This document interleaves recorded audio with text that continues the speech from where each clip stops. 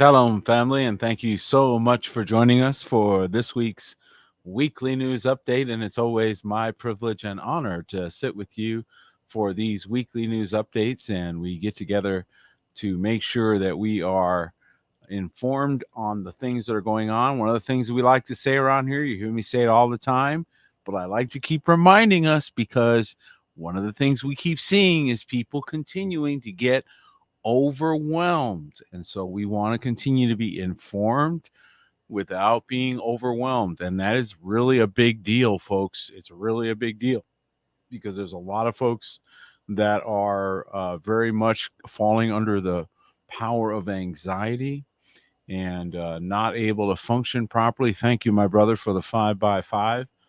And so we want to bring that shalom, right? So we walk in shalom, we walk in peace, we see trouble afar off, and we are the ones that Elohim will use to comfort his people, right? So comfort one another, he says, comfort one another with these words.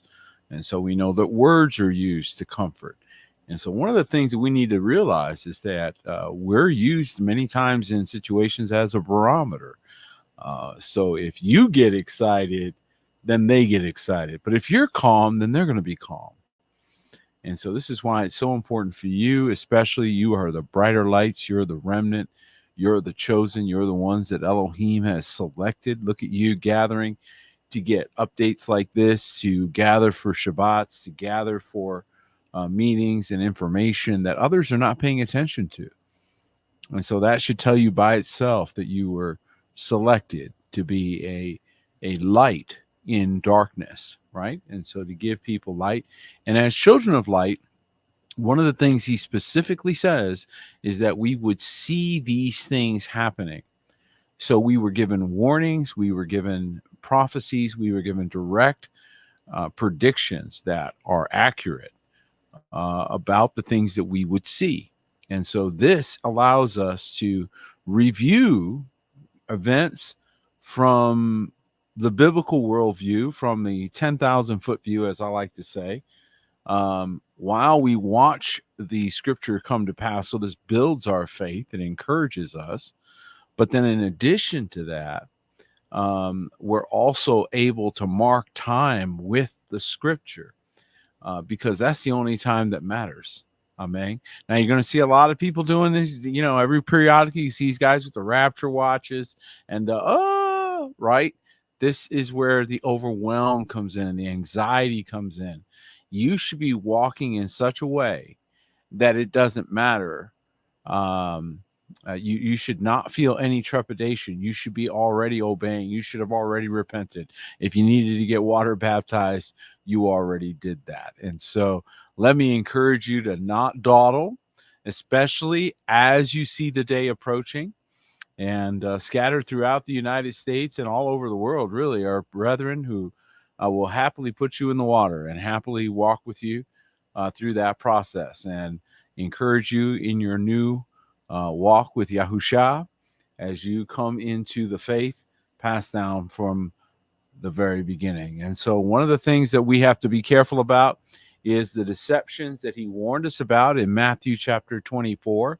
He told us that that in these days that many would deceive, many would come in his name and deceive. And so this is why we need to be very awake. And for those, again, that are joining us perhaps for the first time, we have a website called remnantwatch.com where we put all the stories that we're going to be covering not only tonight, but previous Remnant Watch broadcasts as well, so that you can keep track of the things that we're talking about and keep an eye on certain themes, if you will, because we sort of keep an eye on the same areas.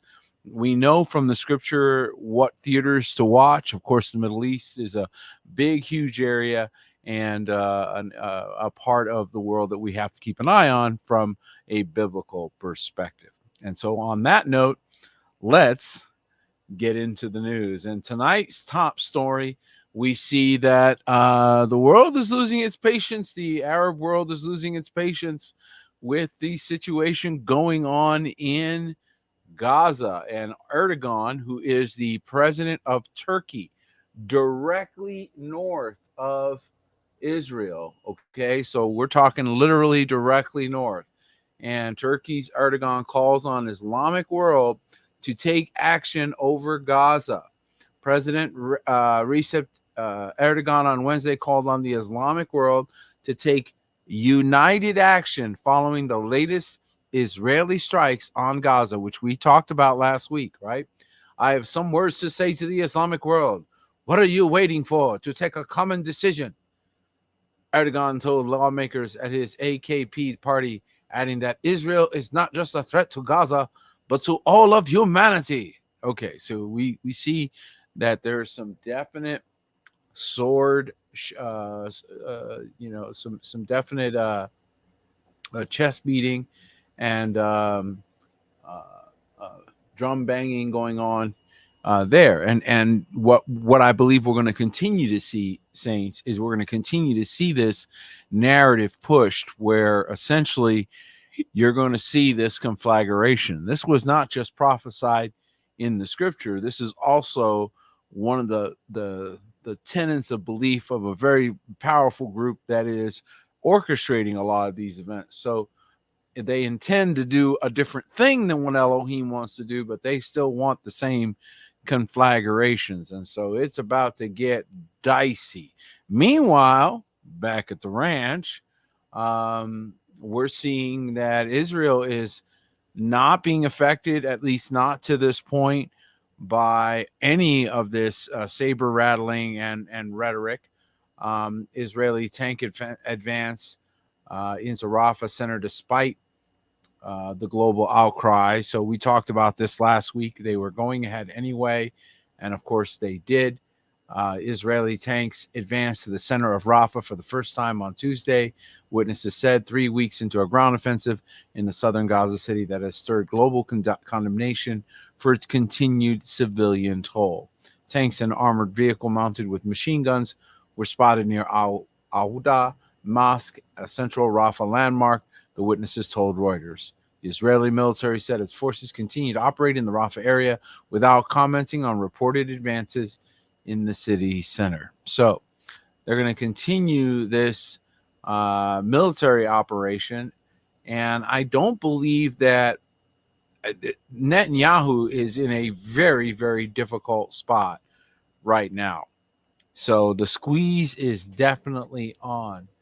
And you've got those around the world. And again, we don't take sides in these things, guys. We just watch them from a biblical perspective, right?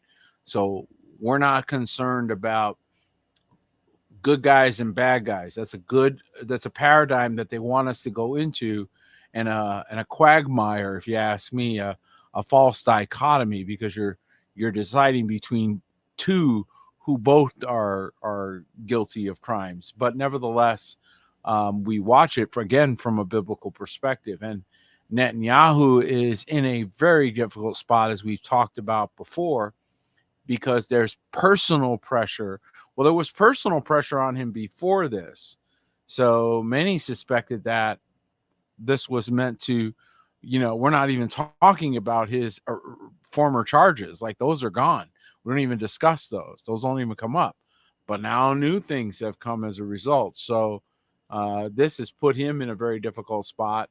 And if you're wondering why they went ahead, well, Netanyahu's coalition allies threatened to quit the government, which would have immediately required elections, if he accepts the Biden truce.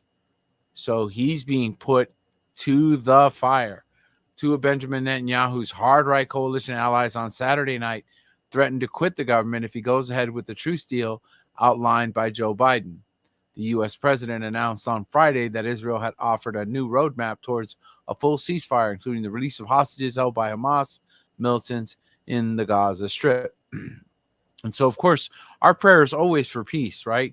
But again, what you're seeing is that you've got two opposing agendas, and they're colliding in Gaza, and they're colliding in Eastern Europe. And so we're going to continue to see this collision as it continues to happen. But make no mistake about it, the individuals in command are now personally looking at their liability. There's not going to be the clean escape that there might have once been in the past, in times past, right? I think recent political prosecutions indicate that world leaders, once they leave office, are far from immune to prosecution. I think we're all now very clear about that. You are not immune from prosecution once you leave office. So this has put a massive chill in many public office officials who are now part of a plan that they now have to swallow hard before they go forward with. And speaking of the U.S. government, Biden secretly gave Ukraine permission to strike inside Russia with U.S. weapons, according to Politico. Now, we don't never know if any of this is true. We just watch the narratives, right? But the Biden administration has quietly given Ukraine permission to strike inside Russia, which, by the way, there were strikes that did occur inside of Russia. So, are we watching the continuous and steadfast increase and march toward a greater conflagration? I do believe there are those warmongers who very much want to see the world go into world war. And I think for a lot of reasons, but one of the main reasons would be financial. There are those who benefit financially greatly when nations go to war. And so, of course, that would be my very first group to look at it, who would be motivating some of these conflicts. But there's more to that. Of course, this is a great eraser. It allows them to get rid of things they would rather not have to discuss or explain. And as we saw already with the October 7th thing, we're not even talking about the things that happened prior to that, because now we've got a new thing occupying full space. And so in order to get rid of what you're seeing today, they have to put something else in front of your face, full screen, so that you're no longer talking about Hawaii or Brazil or the fires of Texas or all of the food manufacturing plants that we were all talking about just a couple of years ago, or a number of other things, the spills and the derailments and everything else that goes with. So we're watching this slow train wreck, and it's so hard for us to keep the picture in view, which allows for the continuation of these kinds of sort of motley crew things. And so I think we're going to continue to see more of the same, unfortunately. And it is a pretty sad thing to watch in many respects. Ukrainian strike on Russia's nuclear radar system is certainly something that happened within Russia. So again, are they backdating authorization? Ukrainian drone strike on Russian radar that can track nuclear missiles has sparked alarm in the West. Again, there's concern that this conflict could go hot in a way that they're not in control of. And so this is one of the reasons why we have to be sober about where we are, where Elohim has placed us, because there's some definite serious threats that we're currently looking at in the earth. One of them and this is one that is close to home for those of you here in the United States, is the fact that there's more reports of attempted infiltrations to military bases.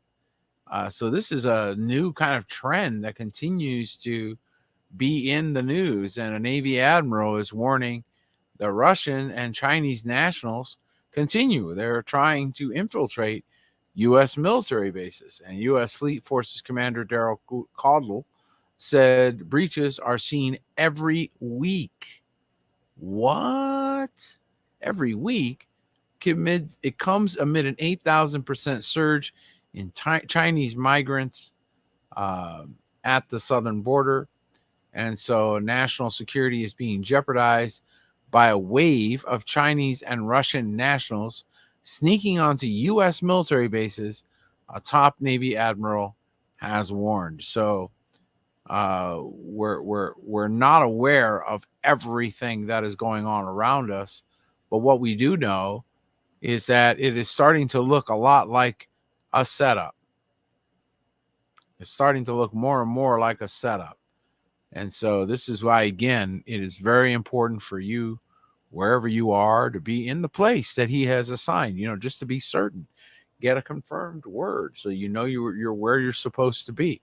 And if you're not where you're supposed to be, you better get to stepping, because look what's going on. These are reports hitting the news. So by the time they hit the news, guys, you're like the last to know, right? Okay. So when they put something in the news, it's like, okay, all right, fine. We can let them know now. That means they've been doing whatever they're reporting for some time, right? Usually, I mean, a lot of these things, like, say, take a look at this. You think they're just now starting this? You think they're just now going to be stockpiling resources to prepare for war? No, this is what China's been doing all this time, dumping U.S. treasuries. Who do they plan to go to war with? Oh, I don't know.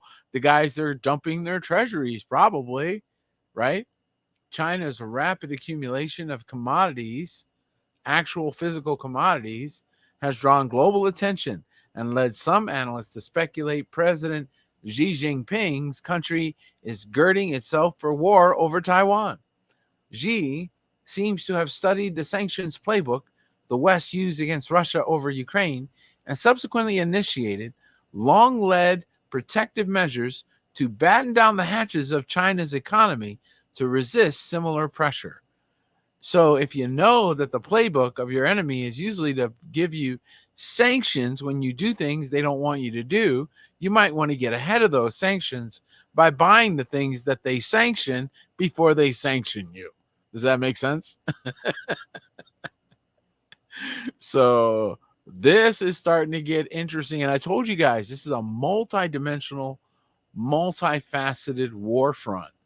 So when you know how we talked about through the years, you heard the term the Cold War. Well, the Cold War meant that they weren't shooting, but they were doing things in opposing worldviews or opposing efforts. And this Cold War is getting more and more fractious, and more friction is coming in. So I think we're going to see more and more increase in conflict. Unless some very wise heads can prevail, this is what we're likely to see. And we're going to continue to see more and more countries reacting to this, guys. This is not going to go away, because, again, the lopsided worldview that many people had for so long is disappearing. They no longer view it as they used to, with the hegemonic powers being weakened to the degree that they are. And now you're hearing about these kinds of things, which is very interesting, coming out of China. And again, by the time you're being told about it, what does that tell you? So China has got mind control weapons. We reported on this several times over the last year, different developments that they've made that are meant to target minds, thinking, wavelengths, frequencies, okay? How China's shadowy brain warfare unit is preparing for war with new mind-melting weapons to paralyze enemies.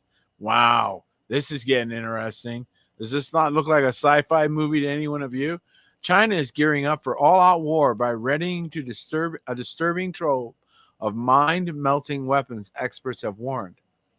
Is it possible that they could project into people's thinking? Is it possible that they can control minds through frequencies? Are they experimenting with that on a mass scale? Is that the reason why we have CERN? There's so many questions, right? It's feared Xi Jinping's regime could use the chilling weapons to target Taiwan's forces in the event of an invasion.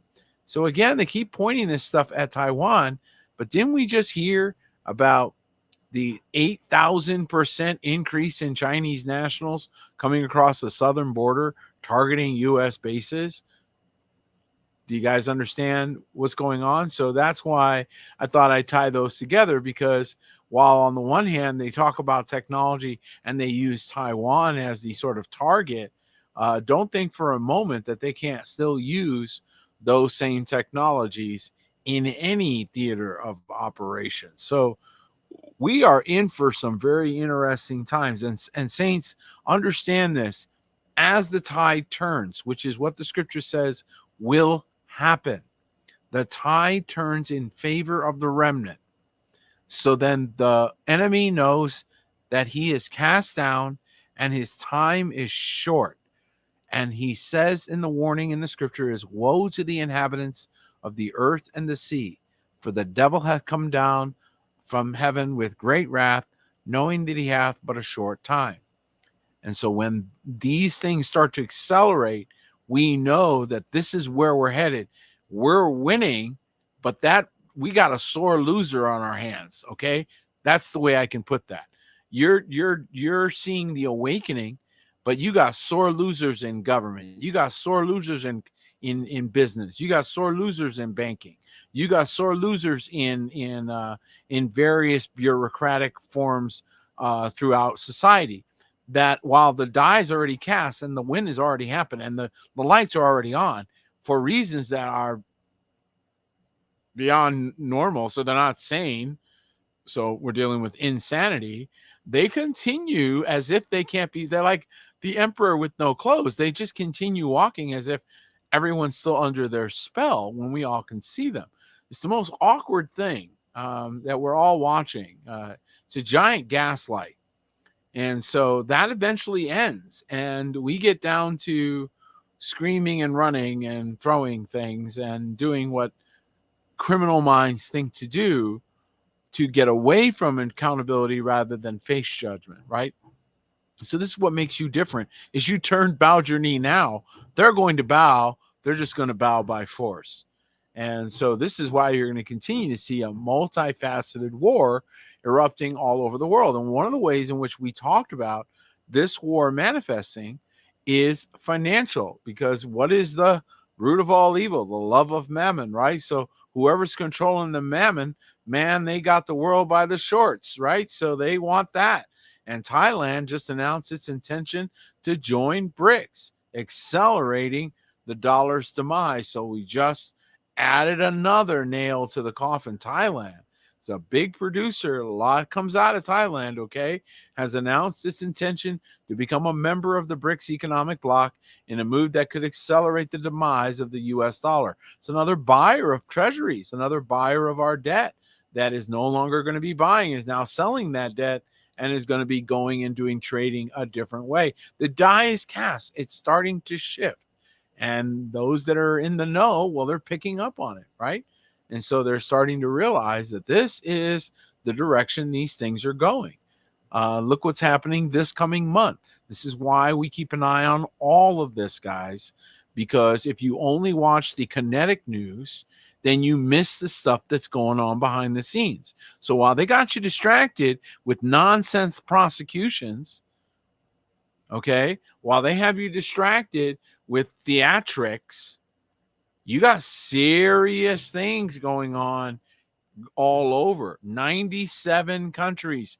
Wow, that got big. Can you guys all see this? Are you watching this? Okay. And this is why we pay attention. 97 countries prepare to attend BRICS 2024 this month in Russia. 97 countries have confirmed their presence in the BRICS 2024 games in June this month. The event will be hosted by Russia's President Vladimir Putin in the Kazan region between June 12th and the 24th. 97 countries have already confirmed their participation. Does that sound like this BRICS alliance is being cut out? No, they sound like they're the in crowd, right? They're the group to be a part of. They're the team that's coming up. That's what's happening. So pay attention to what's going on, because will this affect you? Yes. Already you're seeing effect in Mexico, where they're starting to strongly discourage the use of the US dollar. Why? because the area where the monopoly money is going to still work is contracting. This is reality. And this is not something that we can escape. And how is that being affected? Because now people don't want the fake fiat. They want something else. They're going to want a denomination of money or monetary value that has its own intrinsic value. In other words, it can be converted itself to a hard asset or a commodity. So this is what's taking over. This is what BRICS is all founded on, and it is taking out one world currency. So we already had a one world currency with the US dollar. So that already fulfilled that, guys. It's been the one world currency all this time. It's being dethroned, and they don't actually have, they're talking about a centralized unit, but they don't actually have a centralized unit right now. The way that they're doing this is they're allowing countries to trade in their local currencies. So that means that the Thailand guy, right, guys in Thailand, can sell to guys in Brazil and say they're selling rice, jasmine rice from Thailand, right? They're no longer trading in dollars. They're trading straight currency to currency inside the BRIC system. So they're using their Taiwan currency and the India currency and converting it directly and tying it to actual commodities. This stiffens your economies. This creates very strong lines, and this cuts out the US dollar, right? So they don't need an alternative currency if they can continue to do that kind of trade. So this is really starting to get dicey. And why do you do those things? Why did we report last week that China is consistently liquidating its treasuries and long-term holdings? Because you don't plan on being friends. And so it's your way of saying we're calling quits. We're done. I'm moving out. I'm vacating the premises. I'm no longer going to be here. I'm not sticking around. I don't want your stuff. Okay, I don't want yours. China's like, we already make all your stuff. Okay, and so what's the natural result? Well, conflict, folks, because now you're going to start to see some serious conflicts start to come, and lawmakers are moving to automate the selective service registration for all men. Did you guys know this? This got under my radar. Should have been last week's report. I don't know how I missed this. Okay, a new plan from House lawmakers. See what they do? They get us distracted. We miss these things. We miss them. We can't be missing them. A new plan from House lawmakers would automatically register men for a potential military draft when they hit 18. Remember when we had the selective service thing and we had to sign up? No, now it's going to be automatic, avoiding potential legal consequences connected to failing to file the paperwork at the proper time, which means it'll be more efficient when they want to actually call up those troops, if you know what I mean. Why are we talking about a draft? What's going on? Okay. Because again, they're losing their grip. And when they lose their grip, well, let's just say that those that are in power, when they are finally removed from power, many, many times they don't go quietly.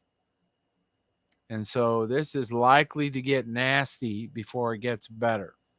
That's just knowing human nature. Okay. And they don't want to go. They don't want to leave. So look at Zelensky. He's a perfect example. He's supposed to have an election like a couple months ago. He's no longer even the president of Ukraine anymore, technically, but he's just going to continue on. Okay. So you see what happens when people get into certain positions. It gets odd. Okay. It can go very crazy. Speaking of odd, this was an odd story. We're seeing odd military maneuvers that, again, have a terrible foreboding to them, right? So we can watch this and see, look at this. China's super secretive space plane, it ejects a mysterious object. Nobody knows what it was into orbit over Earth, and no one knows what it's for. So don't ask me because I don't know either. Okay. They'll say, what do you think it's for? I don't know. We don't know. Nobody knows. little is known. You see that? So little is known about the experimental spacecraft, other than the fact that it is reusable. Even less is known about the technology that's just been thrown into Earth's rotation. Yeah, no one country owns the sky. So, they're starting to figure out how to do that too. They're not primitive, grunts anymore. Okay. Space Force, a faction of the U.S. military, have cataloged the object as 59884. Okay. Jonathan McDowell of the Harvard Smithsonian Center for Astrophysics and Space Activity Tracker was one of the first to spot the ejection on the 24th of May. So we got things being positioned in the atmosphere or the air. Again, folks, these are things that we know from the book of Revelation. We are going to see signs in the heavens, and that the beast makes things to happen, i.e. fire coming down from heaven and so forth. These are all things that were prophesied and directly described in the book of Revelation. And is that why we're seeing this in the narrative? So we keep getting this thing, every like week. It seems like another powerful solar storm. Doesn't it seem like every week we're hearing about another one of these? I don't know. Maybe it's just me, but I'd love to hear your thoughts in the comments. Another powerful solar storm could be headed our way, bringing blackouts, auroras, and more. And it's funny because I keep thinking, like, every time I see this, I think, are they just keeping one of these always handy in case they need an excuse to shut power off or to do certain things? Future so bright, gotta wear shades. The sunspot's responsible for generating the strongest magnetic storm in 2 decades is returning with a vengeance this week, meaning that Earth could potentially experience blackouts, but also more northern lights or aurora borealis. Okay. Those that are familiar with, I don't know, do you know what's that thing that they say that you play when you go sit on a cloud? It's called starts with an H. You know what I mean? One of those, right? That they use for other purposes. And we're now moving, we're crossing into so much strangeness, high strangeness, especially when it comes to atmosphere, air, weather. All of it seems to have been thrown in a blender. Okay, 1 minute we're talking about flooding, right, everywhere. I mean, it seemed like we were talking about flooding in every part of the world every week for a while there. Now, last week, you guys remember this, we talked about it was so hot in Mexico that the monkeys were dropping dead. Remember that? Okay, remember that story? I mean, monkeys that are that are used to the heat in Mexico, so should not have been as affected as they were, and they were dying. Well, now it seems to have moved to a same sort of line on the earth, but a different part of the earth. And so now we're seeing the same thing in New Delhi. Okay, so if you were to draw a line from Mexico, you'd probably go through New Delhi. I don't know, I haven't done it, but I'm just saying, it's down in the southern part, obviously towards the equator.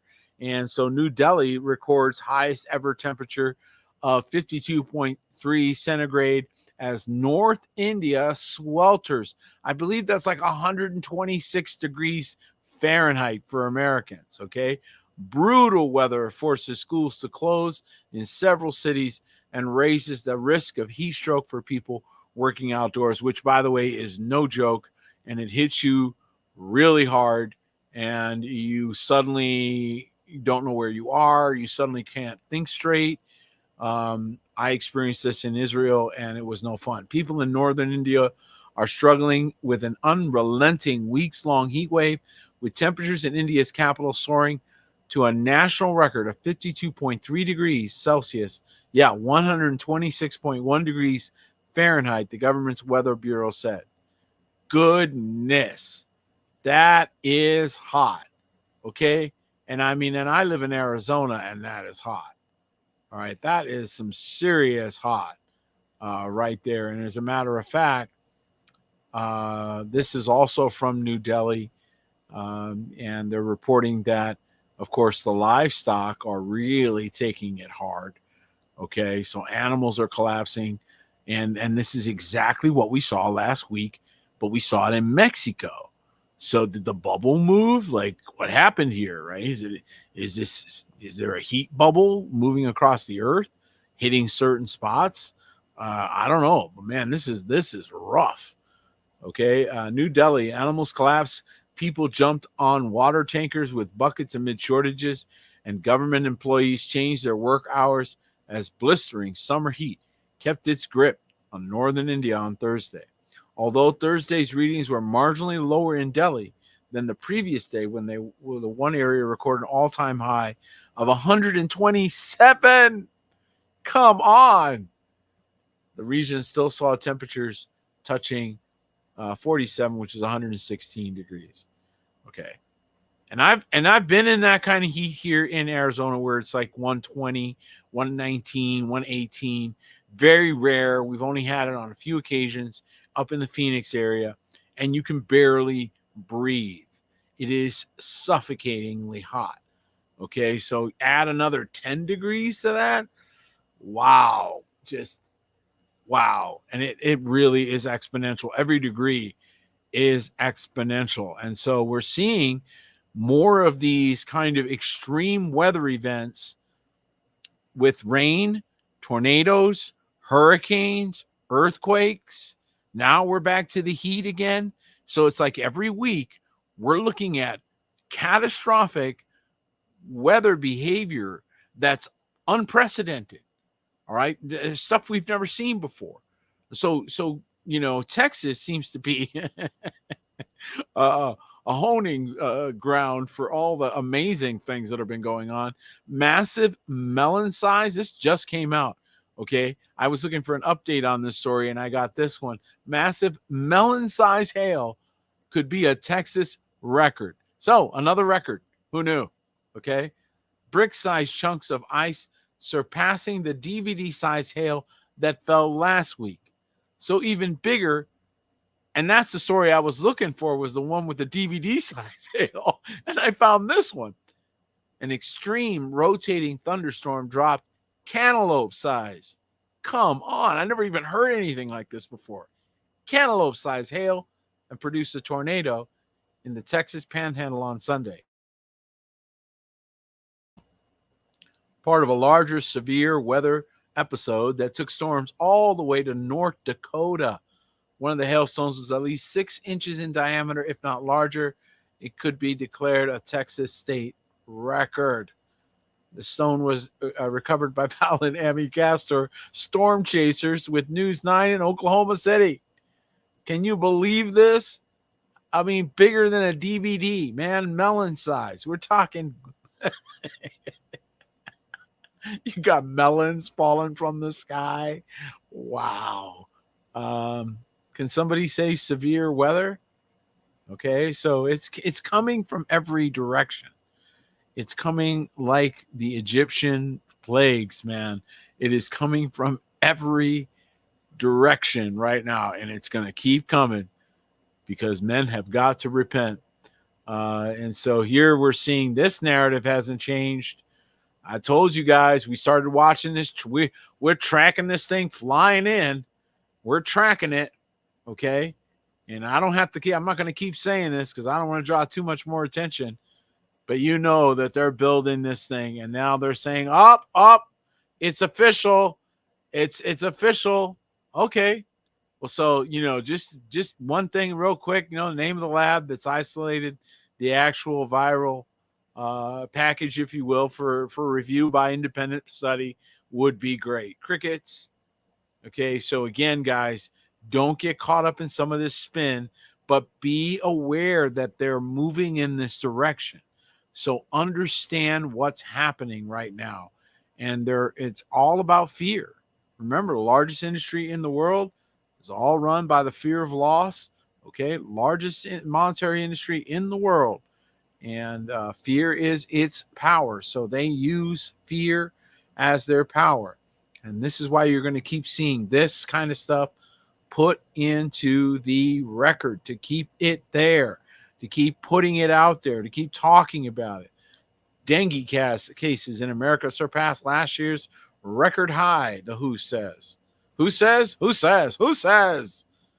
Dengue cases have substantially increased in the Americas this year, the World Health Organization said on Thursday, which indicates the mosquito-borne viral illness remains a high-risk threat to public health. So once again, based on them, and they continue to use the narrative for their purpose. And so this is why, again, we need to be aware of this. So we see it coming in, you can start planning. If you knew the toilet paper rush was going to happen, right, you get ahead of it.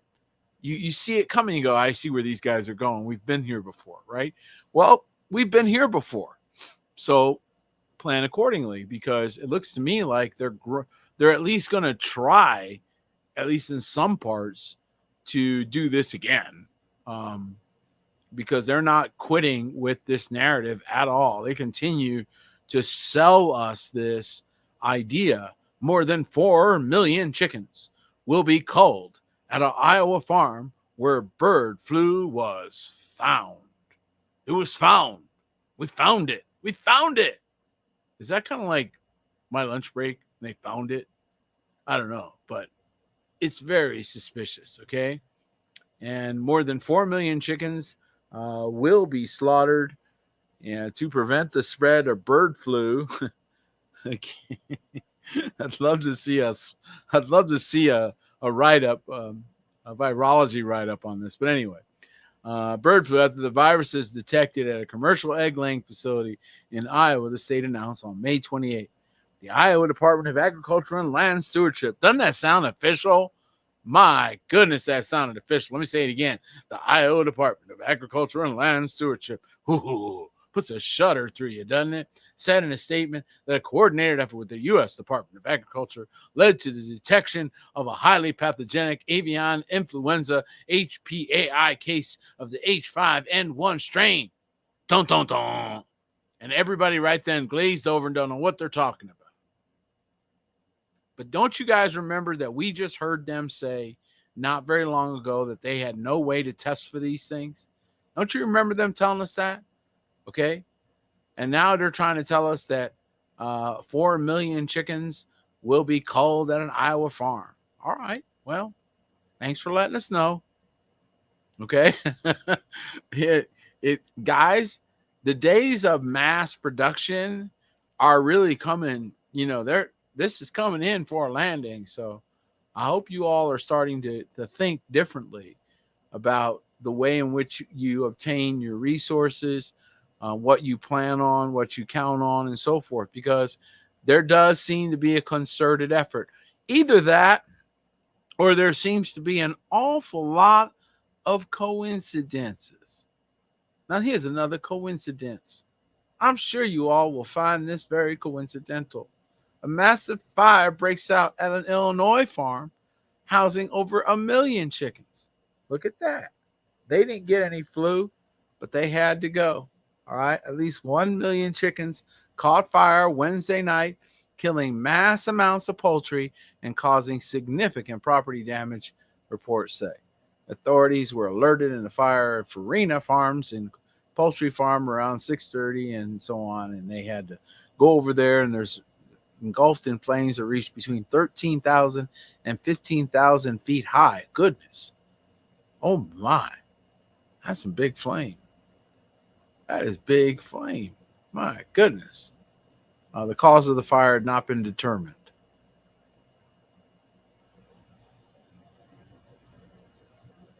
Oh no.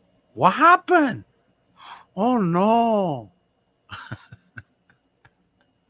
I mean, once you've seen enough of these, you start picking up on what's going on. And how long will it be before that plant's back? And how many jobs are now furloughed, right? How many people are now going to be impacted economically? How many suppliers of that plant? How many downriver suppliers that would support and were there for the workers that were part of that and that are now not going to be? I mean, there's all kinds of ripple effects that start to happen as a result.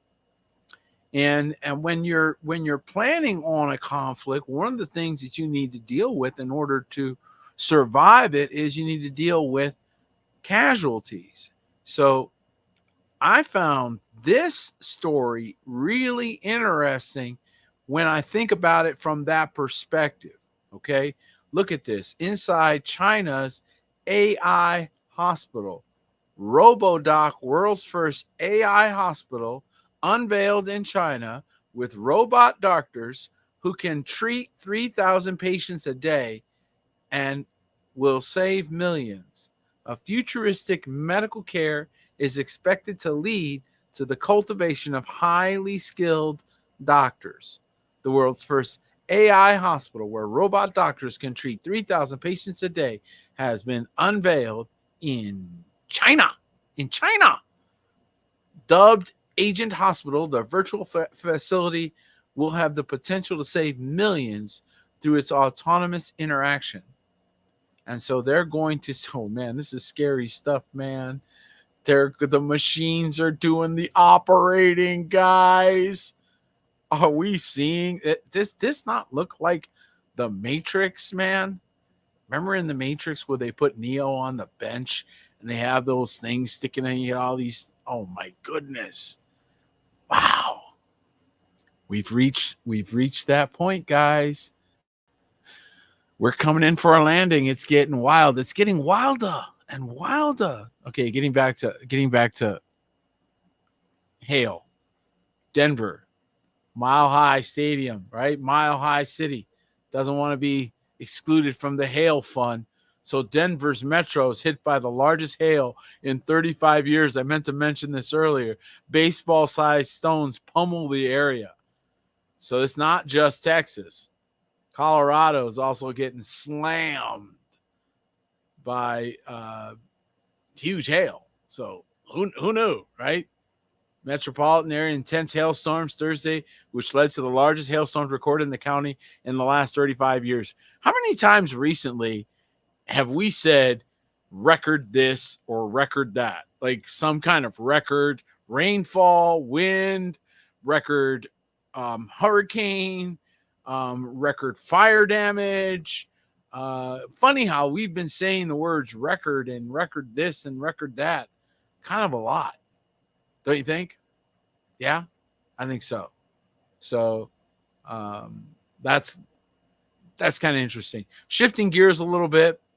Did you guys hear that Mexico, just south of us, okay, which is again in play in this economic war, right? So what do we know? Well, we know that your dollar is still usable in the region, but it is now being restricted. It's being constricted, right? Well, that's most likely to get even more so because Mexico just had an election and they do have a new president, and that president will be a woman because the only two candidates left were two women. And a woman by the name of Claudia Sheinbaum, who is a Jewish lady, is its first female president. She was the mayor of Mexico City, and she now ascends to the presidency. So this was a very interesting development. Mexico's projected president winner, Claudia Sheinbaum, will become the first female president of the country's 200-year history. And Sheinbaum, the favored successor of outgoing President Andres Manuel Lopez Obrador, vowed to continue on the direction set by the populist leftist leader, but the cool-tempered scientist offered a sharp contrast in style and a break with Mexico's male-dominated political culture. So we are seeing a major shift going on in Mexico, and I do believe that we'll see a change in the way that things are happening on our southern border. And I think that a lot of that is going to be directly affected by the upcoming election in the United States. But again, beyond just the simple things of border management, you also have the security issues that we talked about with regard to U.S. military bases and so forth. So this is going to be one of those stories we continue to watch to see how these things are handled and what the outcome is going to be. Meanwhile, in the United States of America, economically, things continue to deteriorate. As a matter of fact, those that are in one of the things that we talked about was the restaurant business. Many restaurants are struggling, and an ex-fast food CEO predicts more restaurants will close nationwide over high prices. Former Carl's Jr. Hardee's leader says he wouldn't work in the industry today. So I do believe it's a very tough industry, with franchise and restaurants owner confronting a delicate balancing act between higher menu prices and labor costs. One former industry leader is concerned more doors are preparing to close nationwide. It's a serious situation. Many people depend on restaurants for their food and their livelihood. There will be a lot of restaurants underperforming. Middle performing restaurants are going to go away. Very good performing restaurants will become midland or low performing restaurants. Former CKE restaurant CEO, parent of Carl's Jr. and Hardee's, Andy Pulzer, said Tuesday on Varney and Company. As more restaurants close, there'll be more customers for fewer restaurants. He continued, but people just can't afford these prices, and there's only so much you can do to reduce prices. And that's a fact. The food costs have gone up an enormous amount. We saw one report where to feed the same family of four, it costs something like $800 or $900 more per month now than it did just 2 years ago. Same amount of groceries 2 years ago, 2 or 3 years. It was a short amount of time. It's like 2021, I think. And from that time to now, to buy the same exact groceries, you'd need an additional $11,000 per year. So when you examine that just from a grocery raw material standpoint, where the cost of beef is going up, cost of chicken is going up because you got less of them, cost of everything is going up, then that puts the pinch on the restaurant trying to compete with the grocery store. And this, by the way, is what we saw in the 70s. So for those of you that have never been through this and not old enough, we saw this experience and it was very painful. So this is what happens when there's a major revaluation of the currency. When I was a kid, I could buy a slice of pizza in New York City for 25 cents. It went up to 30 cents. It was a big deal, okay, for a slice of pizza. When it went from that to like $2, it was huge. It was a huge move, right? Everything in the city got more expensive. Everything went up. And so for a long period of time, it was very difficult. It was a hard time. But then eventually compensations began to adjust and people got used to the new price level, right? Because they started to make more money and eventually it, settles out. But make no mistake, that's what it looks like to me. And I love your thoughts. Some of you that are in our age bracket up here and you've been through that, maybe you remember where you were in the 70s when we went from 30-cent loaves of bread to $1.50. We went from gas that was 40-50 cents a gallon and it doubled. In some cases it wasn't even available. And so this is the same kind of scenario that we see manifesting right now. We see it in food, which is an interesting area. If you're using food as your barometer, our dollar's already collapsed because its buying power in terms of ability to bring home the bacon, if you will, pardon the pun. It's probably a terrible pun because it's unclean, but you get my point. To bring home the food, bring home the groceries. That's a better one. There you go. In terms of being able to do that, the dollar is losing the fight, right? So it's decreasing in its ability to conquer the grocery bill. Okay. So this is something that's a reality in our world today.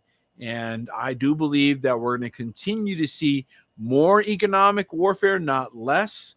Okay. Bring home the cheddar. Yeah, there's a good one. We're going to see more of this economic warfare.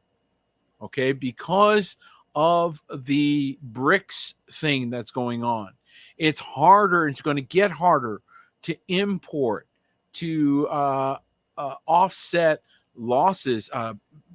Back in the 80s, I used to be involved with a company. I worked for a company that made orange juice, and would buy its concentrate, usually from Florida if it was available. But if that week they couldn't get it from Florida, they're buying orange juice concentrate from Argentina, from any country they can find it, anywhere they could find it. And they were on the phone chasing it down, finding it anywhere it was available to fill their orders. Okay. And so it was basically, you search the world for your goods. All right. And it didn't matter where it was. It was some tanker off of Argentina. They're buying that. Okay. And buying it, having it shipped in. And so this is one of the things that you understand from a commodity standpoint. Not all commodities are just there to be traded. These are things that industry counts on and depends on. So it has to actually show up in port and actually go to the manufacturing plant. And if you suddenly are, because your monetary system is being slowly cut off, unable to go buy that concentrate, for example, you're not going to be able to fulfill those orders yourself. Your business is going to struggle. Okay. And so, yeah, see, now Florida is not even a supplier, according to a Floridian here, is not even a player in that arena anymore. And so it just goes to show you how delicate these supply chains that we, especially in the West, have grown very accustomed to, because we could use our dollar anywhere. But when that stops happening, when we're no longer able to buy tankers of food, then that food doesn't make it to the grocery store, which means it doesn't make it to your house. Okay, so this is where we're headed. And if you didn't grow it, if you don't know where it's grown, it isn't secure for you. It's not a secure food supply. It could be here today and gone tomorrow. Literally not available. Last week it was available. This week, sorry, we're all out. And it goes like that, especially in a world that is approaching famine. Guys, the competition now for those tanker loads of corn or whatever is getting more and more fierce. And coming through the Panama Canal, last report that we did, they had to literally pay an upcharge. We'll call it an upcharge. Okay. Back in the hood, we'd have called it something else, right? But that's basically what it is. It's a hustle. They're hustling, they're shaking them down just to get their boats through. All right. This is going to dramatically impact the actual lives of the individual, people in the countries that are affected by these currencies. So that's why we bring this up, so that you can get ahead of it. You can get your food ahead of it. You can be thinking about how you will be sustained, and what wisdom you need to employ now should these things continue to collapse. Not going to collapse. They're already collapsing. Should they continue to collapse even further? What if in the next year it takes yet another $800 a month to buy the same groceries? What will you do then? Right? So that is a major thing. And the demonic level, again, continue to see things that tell us people have flat lost their minds. And I don't know how many times we have to warn you parents about your children being in public schools, but in case the last, 50 warnings didn't get heeded, here's a great story that'll make you think about whether or not you want your children in this environment or not. An elementary school teacher, we're going to finish with this one tonight, is caught filming porn in her classroom. You're reading this right. You are reading this right. This is real. With same school now rocked by suspected homicide of a second female staffer. An elementary school teacher films several racy scenes on school property. Look at this. Okay. And she claims that she is the victim of revenge porn from a bitter ex-boyfriend. Another teacher at the same school was found dead earlier this week at home. Okay. And so, guys, what are we seeing here? This was a demonic bomb.